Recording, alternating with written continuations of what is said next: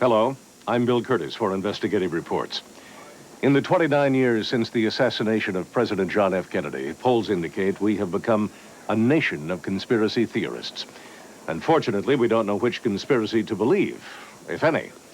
In 1964, the Warren Commission told us that Lee Harvey Oswald acted alone. In 1979, the House Assassinations Committee said there was probably a conspiracy, but they couldn't prove it. Along the way, we've been treated to theories about the Mafia, the CIA, Cuban exiles, and much more. And then came Oliver Stone and his movie JFK, which told us another story, that the assassination was really a coup d'etat against a president who wanted to avoid war in Vietnam. In the latest twist, the CIA now says it's prepared to release some of its files on the assassination. In the next hour, we'll try to guide you through this conspiracy crossfire as we raise questions about the murder mystery of the century. The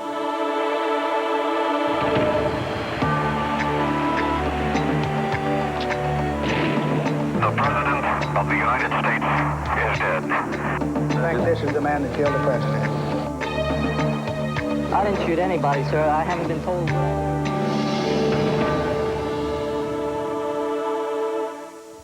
Giving us their perspectives are former President Gerald Ford, the only surviving member of the Warren Commission, film director Oliver Stone, former chief counsel of the House Assassinations Committee, Professor Robert Blakey, British journalist Anthony Summers, author of an award-winning book about the assassination called Conspiracy, and Judge Bert Griffin, a former Warren Commission lawyer who says the CIA lied to the commission. There is no consensus among them, nor any easy answers to the question, who killed JFK? We know the footage all too well. And yet, because as a nation, we have never made peace with the answers we've been given, we somehow cannot resist reliving the nightmare. Who can watch the President and Mrs. Kennedy get off the plane in Dallas and not feel the familiar dread? 29 years later, and we still want to holler across the decades and tell the president to turn around, get back on the plane. Who can watch the motorcade wind toward Dealey Plaza and not wish there were a way to divert the limousine down another street, away from the Texas School Book Depository, the grassy knoll, and the magic bullet? Then, suddenly it's too late.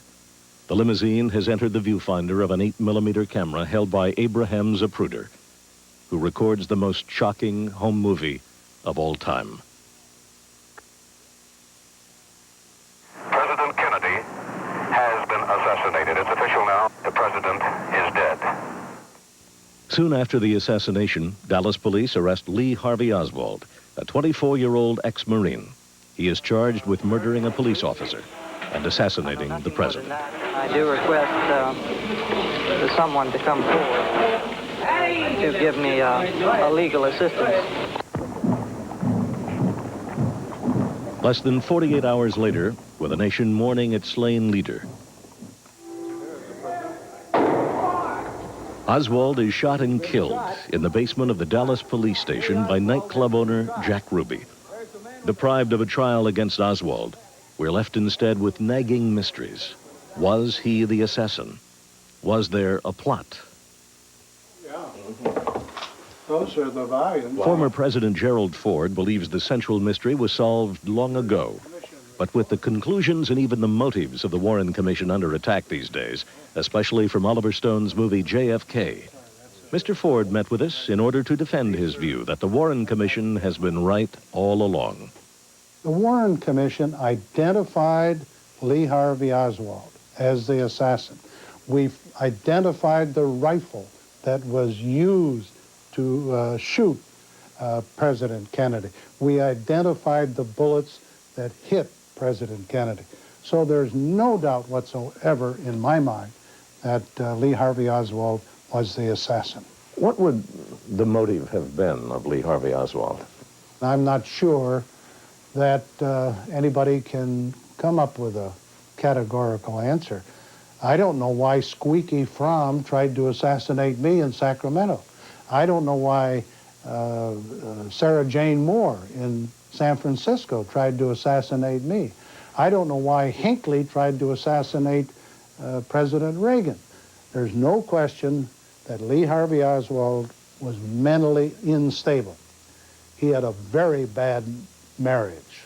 He was often taunted by his wife for his lack of success in any career. He was taunted by his wife by his sexual impotence. He had a strange experience in the Soviet Union, all his strange activities down in New Orleans. He was a strange person. But if so, did Oswald act alone? Robert Blakey was chief counsel for the House Assassinations Committee. He thinks the mob ordered the president's death. They had the motive to do it, and they were of the character that they would do it. The only question is whether they did. And certainly as to Carlos Marcello and Santos Trafficante, there's a substantial reason to believe that they did. These were powerful men who were routinely used to killing people who got in their way. And John and Robert Kennedy were most certainly in their way. British journalist and assassination investigator Anthony Summers sees a plot involving several groups. Sometimes people sort of glaze over about the notion that the mob, the mafia, and U.S. intelligence and the anti-Castro activists were involved together in the assassination of President Kennedy. In fact, there's no contradiction there. Those three groups were all in bed together at the time and had been for several years in the fight to topple Fidel Castro. Bert Griffin is an Ohio trial court judge who served on the Warren Commission staff. He supports its findings, but he's angry that the CIA never told the commission about its secret efforts to assassinate Castro. Of course, they had never told us that. And in fact, they had denied that rumor, which we were aware of, was true. And so we operated and we carried out our investigation on the assumption that there was no truth in this. I was angry over the fact that we had been lied to. Film director Oliver Stone thinks he knows why the government never found the full truth. The government has no interest in solving this case, because ultimately the trail leads back to itself. Oswald, Ruby, Cuba, the mafia. Keeps them guessing like some kind of parlor game, prevents them from asking the most important question, why? Why was Kennedy killed? Who benefited? Who has the power to cover it up? Before we examine those theories, let's return to Dealey Plaza. After the assassination, some people said they had heard gunfire from the book depository. President Ford relies on the testimony of Howard Brennan, who said he saw someone shoot from the 6th floor window.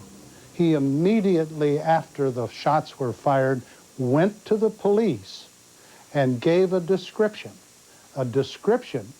which in retrospect was very, very close to the identification of Lee Harvey Oswald. You have to take into account the testimony of Arnold Rowland and his wife. Rowland looked up, we showed it in the film, and he said he saw two riflemen up on the 6th floor, one on the west end and one on the east end, and he thought they were Secret Service. He went to the FBI that weekend to report on there being a second rifleman up on the 6th floor, and the FBI told him forget it. Others heard shots from the grassy knoll to the right of the president's limousine. There's a fence up on the grassy knoll, and there were people standing right in front of it. And a couple of them were people with either hunting experience or experience in war, in Korea. And they described the shots as being the sort of sounds they'd heard in action themselves, of a really loud boom, boom, and explosion right behind them. And there were witnesses who saw smoke rising by the fence. Amid the chaos, a Dallas patrolman raced up the grassy knoll and around the fence. J.D. Smith, a patrol officer, came behind the fence with his gun drawn, and he met someone coming out from behind the fence who showed him, he thought, Secret Service credentials. We made an effort to determine where all of the Secret Service agents on the detail were. None were on the ground in Dealey Plaza. That mystery, like so many others, has never been solved. By far the most objective piece of evidence is the Zapruder film. At first we see the president waving. Then he disappears behind a road sign. When he emerges, he's already been shot once. His fists are clenched, held up near his throat. We also see Governor Connolly turning toward the back of the car. And then also shot, slumping down in his seat.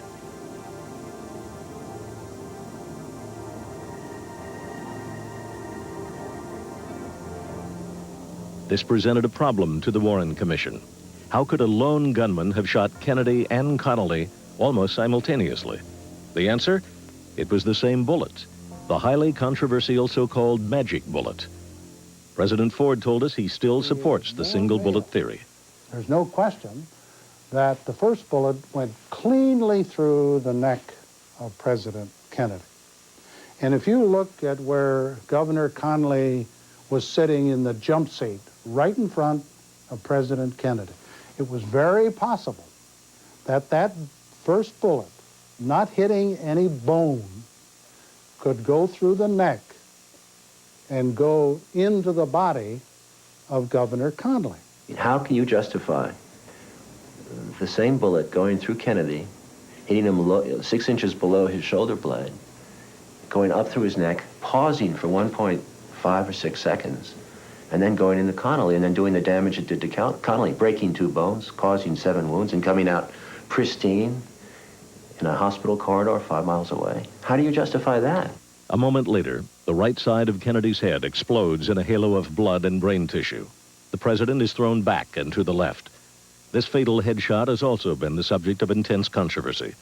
The supposed lone gunman is behind the president in the book depository, while common sense might say the film is showing us a shot from the front. But as with the magic bullet, that's not what most of the experts told the Warren Commission. Some described the backward movement as a neuromuscular reaction to a massive head wound. Then there is the disputed autopsy evidence. We have photographs of his skull. We have x-rays of his skull. The photographs of his skull show an entry wound in the back and an exit wound in the front. Now, the autopsy really was a shambles. The people who were used to do it were not doctors used to dealing with gunshot wounds. In the end, the Warren Commission concluded that Oswald fired 3 shots from the book depository. But in 1979, the House Assassinations Committee dealt with new evidence. A routine recording of police radio traffic had apparently picked up the sounds of 4 shots. The 4 sounds appear to match what we see on the Zapruder film.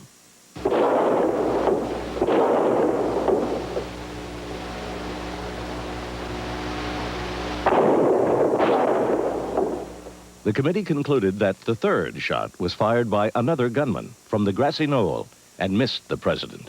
The conclusion that flows from what happened in the plaza is that there were 2 shooters. Not 1, 2 shooters. And when you have 2 shooters, you have, in all likelihood, a conspiracy. Scientists have disputed the meaning of that police tape.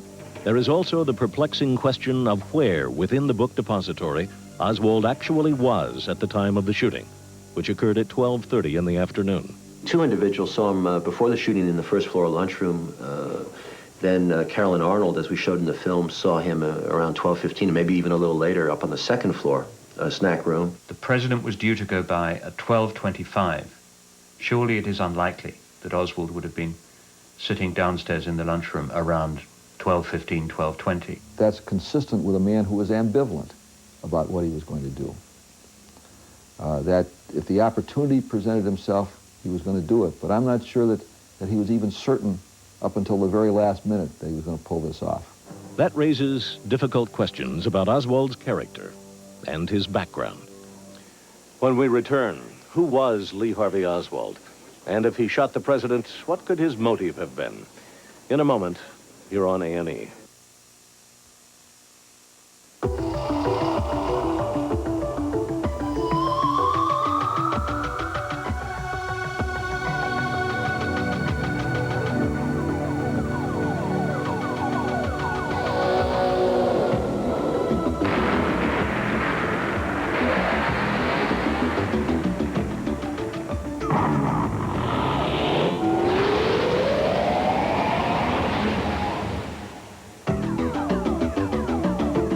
A mistake was made. Okay, we forgot. We overlooked it. Say you need something sent overnight. There are a few companies you can call. But say you need it Saturday morning, guaranteed. There are 2. but only one is so efficient. Bobby, just give me a couple of minutes. They get it there on time for far less, which is why to some, there is only one, UPS. 2 minutes, Gary. Yeah, all right. 12, here's 12. 40. Yeah, let's go get them up. The testing lasted 2 years and yielded gasolines that are clearly advanced. Exxon offers you Phase 4. Gasolines that give you the highest level of engine cleaning in every unleaded grade for smooth acceleration and maximum performance. For a cleaner engine and high performance, rely on Phase 4 from Exxon.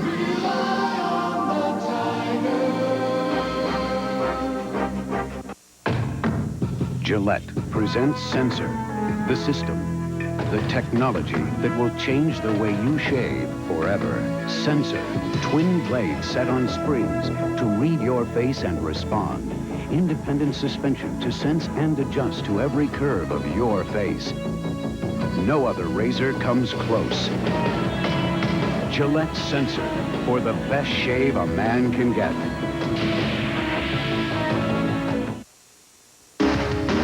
We now continue with Who Killed JFK?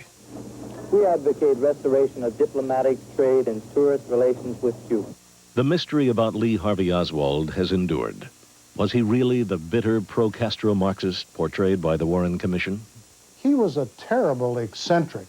He always got tied up with some screwball organization, whether it was in New Orleans or when he went to Soviet Union or when he went to Mexico City. He was a nut, an absolute nut.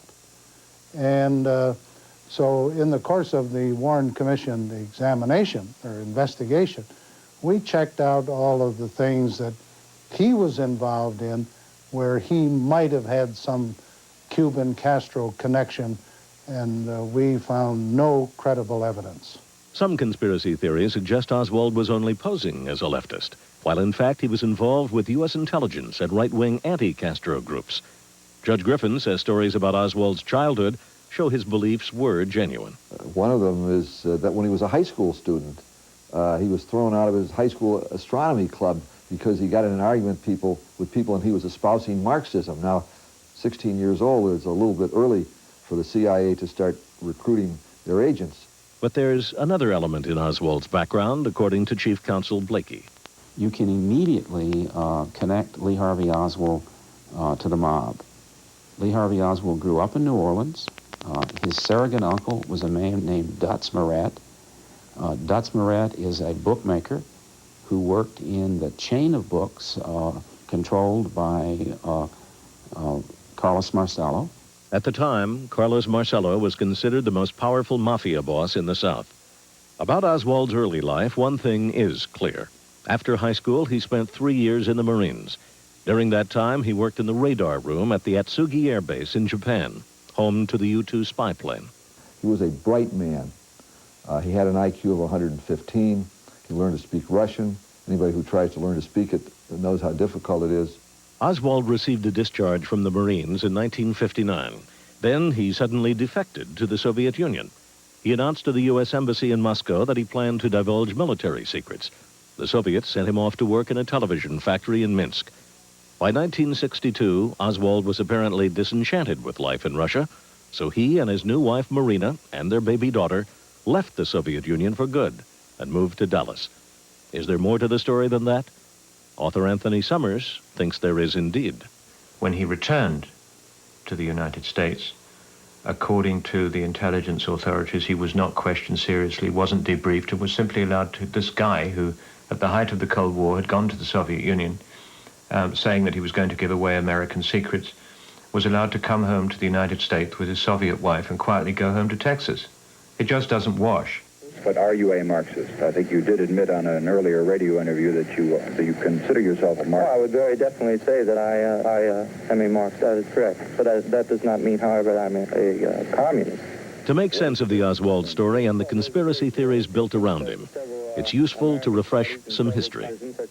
At the time, Castro's Cuba was a major focus of Cold War tension. President Kennedy's first crisis was the Bay of Pigs disaster. 1,500 CIA-backed Cuban exiles tried to invade Cuba. They were quickly defeated. The president felt betrayed by the CIA. He vowed privately that he would smash the agency into 1,000 pieces. He fired CIA director and future Warren Commission member Allen Dulles. After the Bay of Pigs, the president launched a secret war against Cuba, which included a series of bizarre plots to assassinate Castro.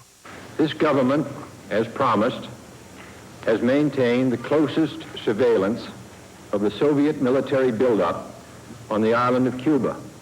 But after the Cuban Missile Crisis the following year, Kennedy abruptly called off the secret war. This last move infuriated anti-Castro rebels in the U.S. Now they felt betrayed by Kennedy. All the while, the president's brother was waging another kind of war on the domestic front against organized crime. At that time, Professor Blakey worked in the Justice Department with Attorney General Robert Kennedy. The FBI and the Department of Justice was on the mob like whites on rice. They had never had this kind of pressure before. Repeatedly complained about it, said that they had contributed to the president's election, in stealing the election in Chicago, that they had provided the president with other services, which we need not detail the details of, and resented both the president and Robert Kennedy on a personal level because of the organized crime program. In fact, about a year before the assassination, Florida mob boss Santos Trafficante allegedly told an FBI informant that President Kennedy was, quote, going to be hit, unquote. Meantime, back in Texas, Lee Harvey Oswald's marriage was falling apart. He was having trouble holding a job. In March of 1963, mail order documents show that Oswald purchased a Mannlicher Carcano 6.5 millimeter rifle and a Smith & Wesson .38 caliber revolver. The rifle would be found after the assassination in the book depository, and the revolver was allegedly used by Oswald to kill Officer J.D. Tippit that same day. The weapons were purchased in the name of A. Hedel, the nickname of one of Oswald's Marine buddies. Well, it certainly is a strong bolstering of the Warren Commission findings. After all, the person who acquired the rifle from a Chicago mail order house was the same person who acquired the revolver that was used in shooting Officer Tippit. In April of '63, Oswald returned to New Orleans and took a job with his uncle, the bookmaker. The following month, he decided to open a one-man branch office of the Pro-Castro Fair Play for Cuba Committee. That summer, Oswald held his own pro-Castro demonstrations and handed out leaflets. But when we look more closely at this, we find that he was printing these leaflets and associating with people in an office in the middle of New Orleans, which was in fact filled with anti-Castro activists and run by a man called Bannister, who was a former FBI guy now involved with U.S. intelligence in the war against Fidel Castro. One of the most striking interviews I did was with Bannister's secretary, who told me that Oswald came to that office, met with Bannister in his office, and was then given a place to work in the building to prepare his pro-Castro leaflets. And her boss, Bannister, with his associations with U.S. intelligence, told her flatly that Oswald was working as some kind of undercover agent for them. What do we make of that? What do we make then of the notion that Oswald was a genuine pro-Castro agitator? The suggestion is that Oswald was being manipulated by anti-Castro elements. Others believe the opposite, that Oswald, the genuine Marxist, was trying to spy on the anti-Castro office as part of his own plan to live in Cuba. I think what Oswald was trying to do in New Orleans was gather enough information that would enable him to have something marketable to persuade the Cubans that they ought to let him come and live in Cuba. And the way to do that was to get information about Castro's enemies. Yet another mystery about Oswald is his relationship with a man named David Ferry. Ferry was an anti-Castro activist and alleged CIA operative. He worked in New Orleans for mafia leader Carlos Marcello. There are ample sightings of Lee Harvey Oswald and David Ferry that summer.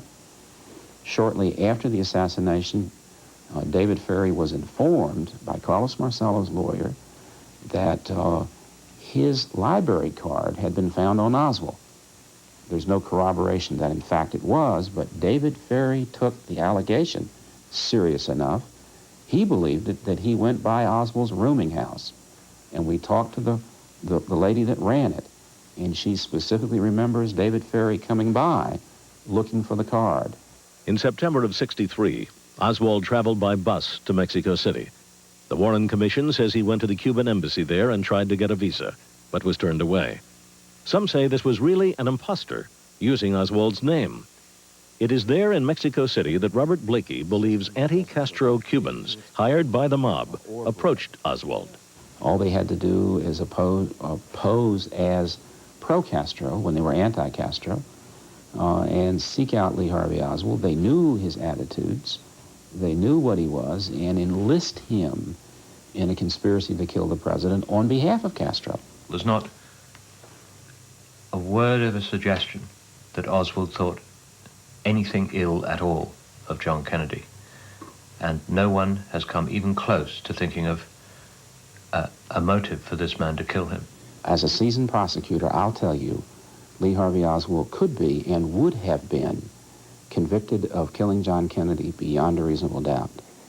The Kennedy assassination is the most analyzed murder of all time. Yet neither the Warren Commission in the 60s nor the House Assassinations Committee in the late 70s was able to put the case to rest. Just the opposite. Each investigation sparked new controversies. More on that in a moment here on A&E. The car world wants headlines. They like quicker, quieter, roomier. But this new S-Class isn't that simple. You see, there are so many advances in this car that affect so many things. Handling, structural strength, performance, durability, reliability. Although I have to say, it is very quick. It is very roomy. It is very quiet. I don't remember. It was something new. The Nicoderm patch, nicotine transdermal system. Yeah, it's called Nicoderm. Oh, yeah. Yeah, the patch. Right, it's a patch. Nicoderm. It's new. A lot of people don't know about it. You know, maybe I'll ask my doctor. Nicoderm. It's a patch, huh? Yeah, it's a patch. The Nicoderm patch. Ask your doctor about it. One of history's cruelest twists of fate, the failed plan to stop a madman. David L. Wolper presents The Plot to Murder Hitler, Monday on A&E. This is your invitation to enter the world of Arts and Entertainment magazine. Here you'll discover thought-provoking authors, reviews of the finest in performing arts and literature, Highlights from the latest in music, home videos, and motion pictures. and in-depth profiles of today's most intriguing personalities. All the drama, the wonder, the beauty you've come to expect from the A&E network can be found in Arts and Entertainment magazine.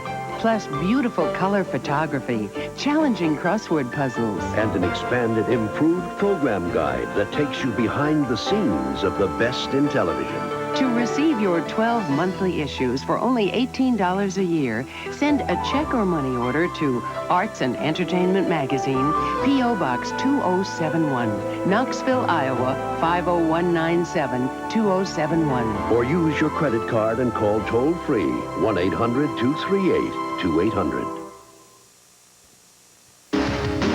We now continue with Who Killed JFK? The world will never know the true facts of what occurred. When Jack Ruby murdered Lee Harvey Oswald in the Dallas police station, the question immediately arose, was Ruby hired to silence Oswald? The Warren Commission concluded Ruby was not part of a conspiracy. There have been allegations that Ruby, for example, had some connections with organized crime. But in the interview or interrogation of Jack Ruby by Chief Justice Warren and myself, we asked him, did you murder Lee Harvey Oswald because of any mob connections? He said no. We asked him, did you murder Lee Harvey Oswald because of any foreign connection? He adamantly said no. Jack Ruby, for a substantial period of time, was not a member of the Mafia, but an associate of Mafia figures and involved in various Mafia activities. Shortly before the assassination, he was in deep financial trouble. This was known to the mob figures with which he dealt. He was a natural candidate to select for the silencing of Oswald. The House Assassinations Committee also found that Ruby had numerous phone conversations with major mob figures in the weeks leading up to the assassination, and that Ruby was pursuing Oswald almost from the moment Kennedy was shot. Jack Ruby got a phone call in his apartment the day of the assassination. He went and got his .38. He went to the police station, and he was observed by officers trying to enter the room where Lee Harvey Oswald was being interrogated. He was sent away from there. That night, there was a press conference. Still carrying his .38, he was present at the press conference where Oswald was going to be. The press conference was aborted. The following afternoon, Oswald was supposed to be moved at 4 o'clock. Jack Ruby was seen in and around the garage or basement at 3. That's the third time he was in and around a public viewing of Oswald. On Sunday morning, he, of course, killed Lee Harvey Oswald. That he got to him accidentally, serendipitously that morning, is a fact. But it was the fourth time he made an effort to do it. Accordingly, it looks to us like he was stalking him. Many investigators believe Chief Justice Earl Warren made a crucial mistake when he ignored Ruby's plea to be brought to Washington. Ruby claimed his life was in danger in Dallas, and he could not speak freely. Now, these people are in very high positions, Jack? Yes. I wish, in my heart of hearts, that the Chief Justice had paid attention to what Jack Ruby said and taken him to Washington, taking him out of the custody of the Dallas PD or the Sheriff's Department and got him into the custody of the United States Marshals, who could have protected him. We might have learned then the truth about Ruby's connection to the assassination. Studying Jack Ruby was part of Bert Griffin's job on the Warren Commission. He does not believe Ruby was a conspirator. Rather, he thinks Ruby saw himself as the first conspiracy researcher. Ruby was obsessed with the idea that Kennedy was killed as a part of an anti-Semitic plot.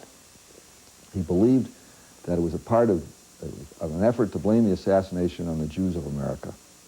He got this idea because on the morning that Kennedy was assassinated, the Dallas Morning News ran a full-page, black-bordered advertisement, highly critical of President Kennedy, and signed with the name Bernard Weissman. Weissman seemed to Ruby to be a Jewish name. He did not know Bernard Weissman. He'd never heard of him. The Dallas Jewish community was relatively small. Ruby thought he knew everybody in Dallas who was Jewish. He then spent the next 36 hours trying to find Weissman. After Ruby shot Oswald and was wrestled to the floor of the Dallas police station and taken up on the 5th floor to be interrogated, first person who talked to him was Forrest Sorrells, a Secret Service agent. And when Sorrells asked Ruby why he did it, Ruby's answer was, "I had to show the world a Jew had guts." On the other hand, if investigators can connect Oswald to Ruby somehow, the story is more sinister. Could David Ferry and Carlos Marcello be the link? David Ferry met with Carlos Marcello in the weeks before the assassination regularly. The ostensible explanation was to prepare Carlos Marcello for his criminal trial. Carlos Marcello was on trial on November the 22nd.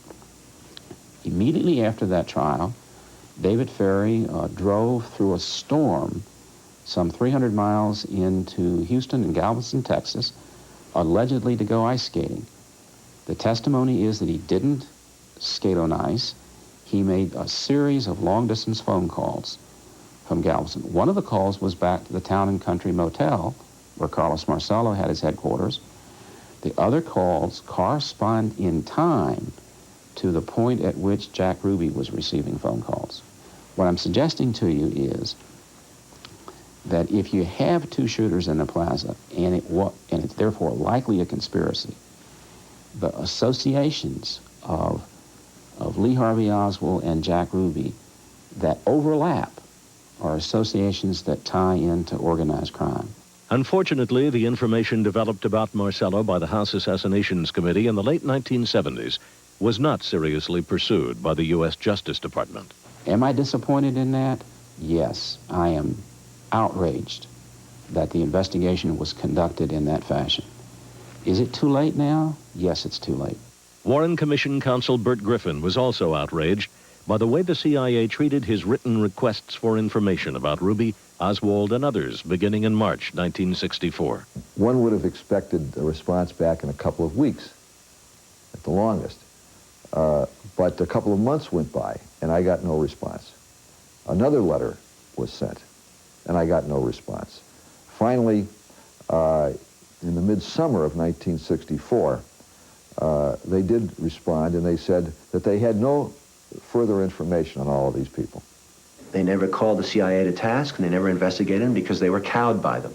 They were cowed by the FBI.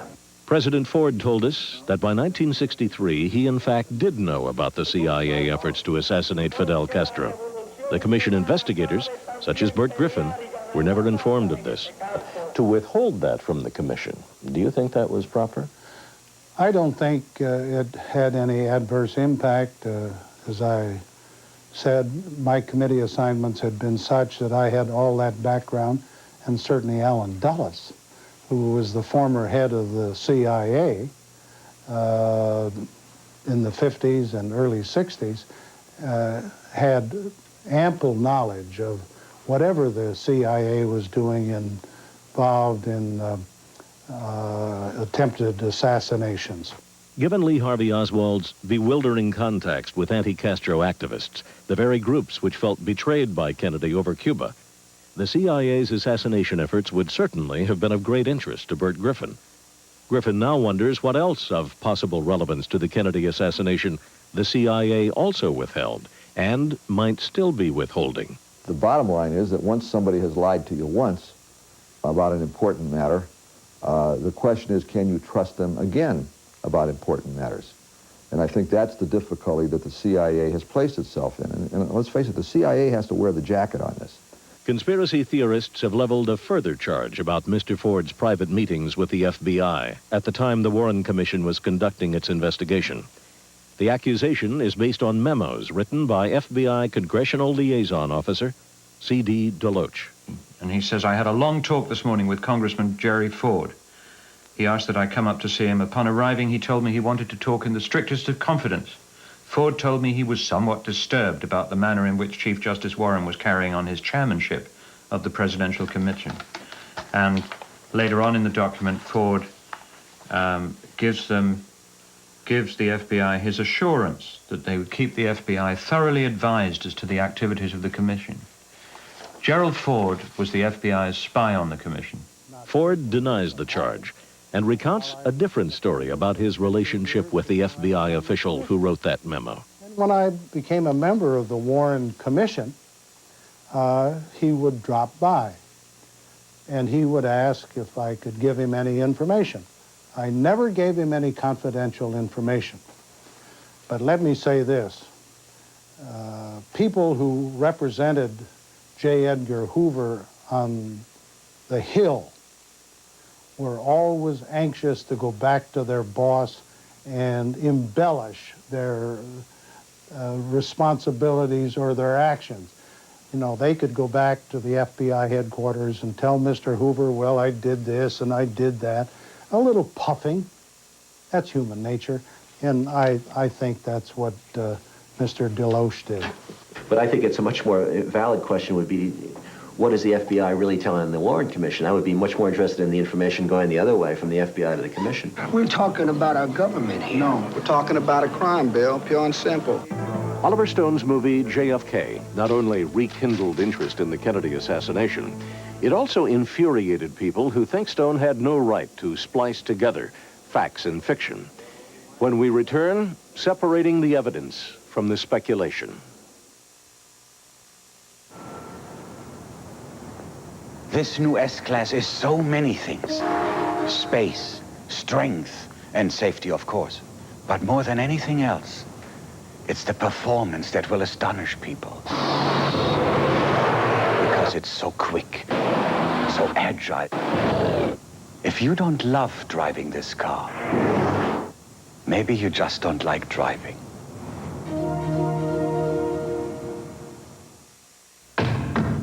Gillette presents Sensor, the system, the technology that will change the way you shave forever. Sensor, twin blades set on springs to read your face and respond.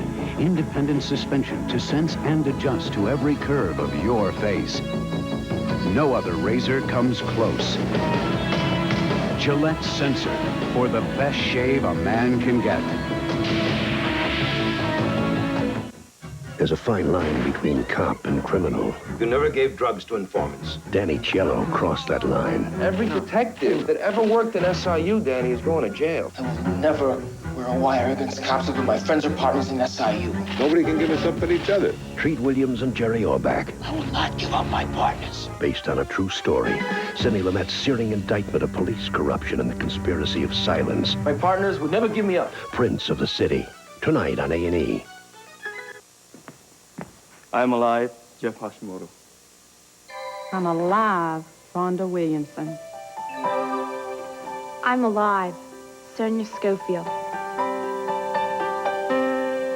I'm alive, Howard Weber. Want to get more out of life? I'm alive, Jessica Weber. Get airbags. See your Allstate agent for a list of cars with airbags. We're alive. This is your invitation to enter the world of Arts and Entertainment magazine. Here you'll discover thought-provoking authors, reviews from the world of the arts, and profiles of today's most intriguing personalities. Plus, our expanded and improved program guide will take you behind the scenes of the best in television. To receive your 12 monthly issues of Arts and Entertainment magazine, call toll-free 1-800-238-2800. Have your credit card handy when you call. We now continue with Who Killed JFK? Just maybe Oswald is exactly what he said he was. A patsy. Oliver Stone's movie JFK is clearly responsible for the current surge of interest in the assassination of President Kennedy. JFK follows the crusade of Jim Garrison, the former district attorney of New Orleans. In 1967, Garrison brought a trial against a prominent local businessman. Garrison accused Clay Shaw of conspiring to assassinate Kennedy. The jury took less than an hour to find Shaw not guilty. Nonetheless, Stone uses the Garrison story to demonstrate his belief that a conspiracy originated somewhere within the high ranks of government. This was a military-style ambush from start to finish. This was a coup d'etat with Lyndon Johnson waiting in the wings. It's a small paramilitary operation. It involves up to 5 to maybe 10 men, maybe 12 men. That's been misrepresented. They ridicule me and say that the film is 2,000 people are involved in killing Kennedy. I never said that in the movie. I show one phone call coming from a high-level person to a mid-level person saying it's on in the South in the fall. Organize it, basically. It will perhaps come as no surprise to Mr. Stone that the single issue which united our other 4 interviewees was their passionate disdain for his film and its hero. Garrison is a discredited prosecutor from New Orleans who alleges that there were 3 gunmen who fired 6 shots. But Jim Garrison has not identified a single person who fired a shot. Garrison has not identified a single weapon that was used at any time. And Jim Garrison has not found a single bullet that hit or was fired at President Kennedy. Instead of taking Garrison's charges seriously, which is what they should have done, the press attacked him and destroyed him. But they should have gone after the things that he was raising. It is appropriate that his name is Stone. The Bible suggests that those who would scandalize the young, and that's what he's doing, when half the people in this country do not remember the assassination, and all that they will know is what they see in that movie. Those people ought to have stones hung around their neck and thrown into the sea. Metaphorically, that's precisely what ought to happen to Oliver Stone. Nothing was left to chance. He could not be allowed to escape alive. I think they did pull it off, and I think they're gone for the most part, and it worked. We had the Vietnam War. We returned to the Cold War. We spent trillions of dollars. A lot of people got rich, and it was a successful coup d'etat. Well, I could sit here and theorize that President Kennedy was killed by a jealous mistress with a bow and arrow. Well, at least there'd be some cause for that, because he certainly had a lot of mistresses. But there isn't a shred of evidence that any of those mistresses killed the president. And there certainly isn't any evidence at all that it had anything to do with Vietnam. And who killed the president? It's a mystery. It's a mystery wrapped in a riddle inside an enigma. The shooters don't even know. Don't you get it? What have I done that's so evil in comparison to what the Warren Commission has done? I have created, I think, a counter-myth. I have a certain body of facts beyond which I speculate. But my myth, I think, is closer to the truth than their myth. The Warren Commission was not a myth, but I'll accept it for the purpose of argument. The Warren Commission was a myth, therefore he has a right to create a second myth? Is that what a search for the truth is all about? President Ford takes particular offense at the charge that the Warren Commission conspired to suppress information that might have proven that Oswald did not act alone. Could the mob get the FBI, the CIA, and the Dallas police to make a mess of the investigation? I mean, could the mob get the Warren Commission appointed to cover it up? This idea that the 7 of us were part of a conspiracy is hogwash, hogwash. We served because the President of the United States urged us to do it as a public service, and we did. And now to have all these carping critics come up without any new credible evidence, to be honest with you, it does bother me. Look, from the day I joined the Warren Commission staff, I wanted to find a conspiracy. If I could have found a conspiracy, I'd be the senator from Ohio today, not John Glenn or Howard Metzenbaum. I'd have been a national hero, and every other member of our staff recognized that for himself. So we started out with a hope that we could find something more than the FBI had found. And I understand the feelings of other people who want to find it. And I think in many ways that's a commendable attitude. We should all be here to find the truth. But as time goes on, I certainly become more and more convinced that the truth is basically what the Warren Commission found. I don't know what Burt Griffin's talking about. I mean, he did not investigate this case thoroughly. If they had, they would have started with the CIA and the FBI, and they would have made these people deal with them honestly. They would have gone into those files and conducted a thorough homicide investigation. CIA and the Mafia working together, trying to whack out the beard, mutual interest. They've been doing it for years. There's more to this than you could dream. I wish a person with all the talent of Oliver Stone would have taken an objective, balanced, unbiased effort in order to portray what transpired in November of 1963 in Dallas. The movie has served a public purpose in that it's brought together in one place all the, I think, pertinent counter-information to the Warren Commission. Stone's movie has in fact generated enormous pressure on the government to finally release all documents on the Kennedy assassination. The CIA now says it's willing to declassify some of its assassination documents. That might shed new light on Oswald's defection to the Soviet Union and his mysterious trip to Mexico City. But will we ever solve the case? More on that when we return, here on A&E. The testing lasted 2 years and yielded gasolines that are clearly advanced. Exxon offers you Phase 4. Gasolines that give you the highest level of engine cleaning in every unleaded grade for smooth acceleration and maximum performance. For a cleaner engine and high performance, rely on Phase 4 from Exxon.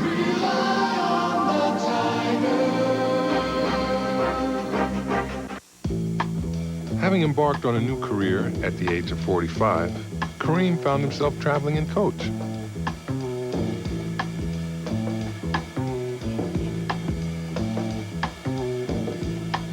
At least his hands were comfortable.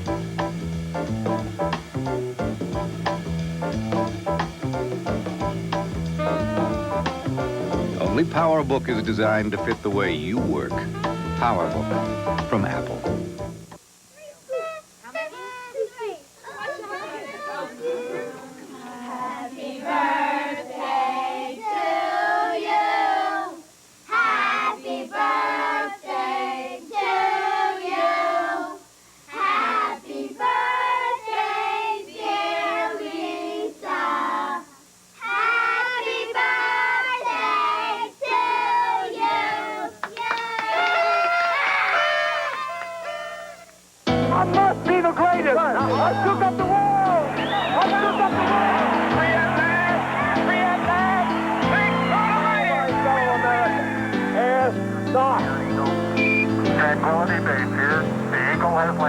as long as they keep making history.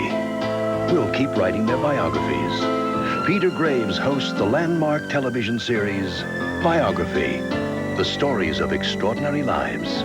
Tuesday, only on A&E. Here's 20 new reasons to visit Disney World this year. 1, 2, 3, 4, 5, 6, 7, 8, 9, 10, 11, 12, 13, 14, 15, 16, 17, 18, 19, 20. One more time. 1, 2, 3, 4, 5, 6, 7, 8, 9, 10, 11, 12, 13, 14, 15, 16, 17, 18, 19, 20. Call 1407 W Disney now. We now continue with Who Killed JFK?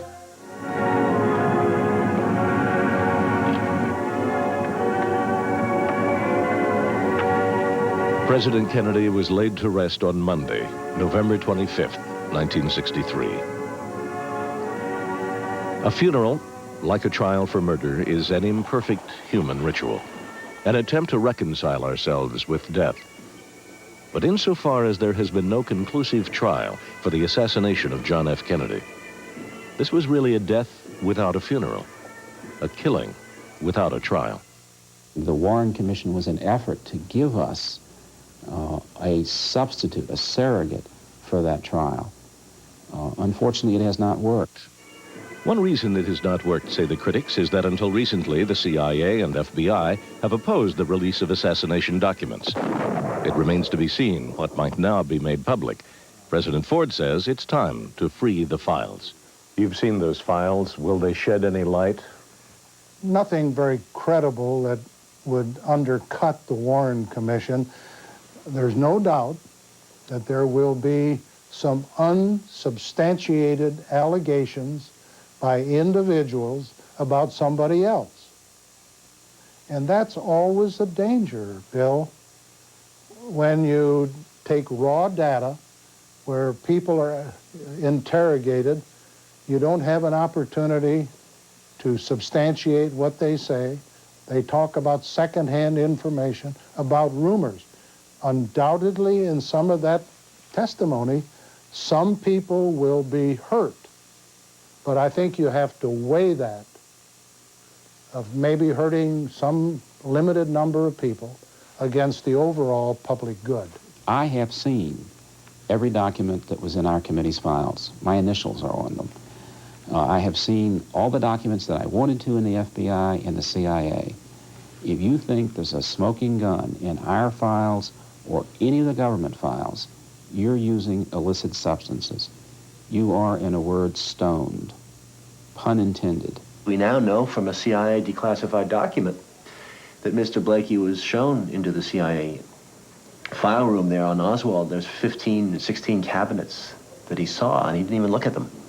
And he said, he waved his hands, and he said, well, we'll seal those up until 2029. That was his reaction. He didn't even bother to look and read what was in those cabinets.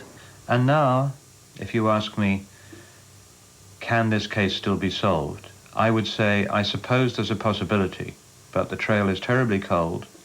Many, many key witnesses have died. And I have the sense that this case is now toppling over the dusty borderline between current affairs and history. And it's about to become history, and perhaps quite unnecessarily, one of the most unsatisfactory pieces of history that American society will ever have to deal with. I think that the investigation should never have been regarded as officially closed, and that, indeed, I don't think it should be officially closed today. What I think we should do is create right now an Office of Special Counsel on Political Assassinations, not just the assassination of President Kennedy, but all political assassinations. As the Warren Commission was beginning its work in late 1963, Chief Justice Earl Warren was asked whether all the documents on the assassination would ever be made public. He answered, yes, there will come a time, but it might not be in your lifetime. Now, with interest in the Kennedy assassination reawakened, Americans do want to know more, and they want to know it in their lifetime. We may never solve the case, but at least the argument goes we deserve to see not some, but all the government files on the assassination. The critics argue further that if we cannot see all these documents, we deserve a meaningful explanation of what possible security issues could still exist to prohibit their release after all these years. I'm Bill Curtis. Join us again next week for another edition of Investigative Reports. This is a very dangerous and uncertain world. We would like to live as we once lived, but history will not permit it. The balance of power is still on the side of freedom. We are still the keystone in the arch of freedom, and I think we will continue to do as we have done in our past, our duty.